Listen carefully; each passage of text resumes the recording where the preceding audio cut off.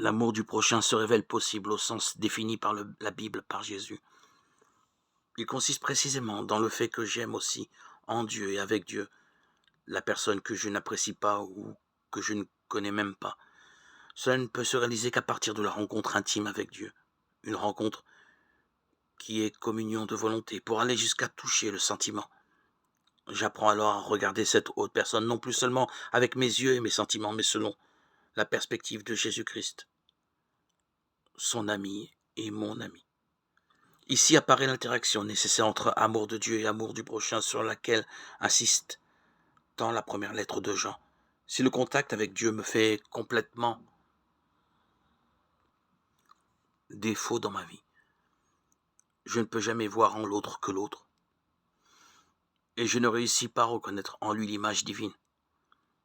Si par contre dans ma vie je néglige complètement l'attention à l'autre, désirant seulement être pieux et accomplir mes devoirs religieux, alors même ma relation à Dieu se dessèche.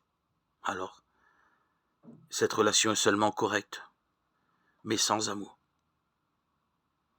Seule ma disponibilité à aller à la rencontre du prochain, à lui témoigner de l'amour, me rend aussi sensible devant Dieu. Seul le service du prochain ouvre mes yeux sur ce que Dieu fait pour moi et sur sa manière, à lui, de m'aimer. Amour de Dieu et amour du prochain sont inséparables.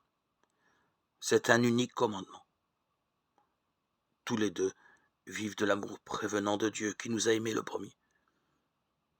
Il n'est plus question d'un commandement qui nous prescrit l'impossible de l'extérieur, mais au contraire d'une expérience de l'amour donné de l'intérieur, un amour qui, de par sa nature, doit par la suite être partagé à d'autres.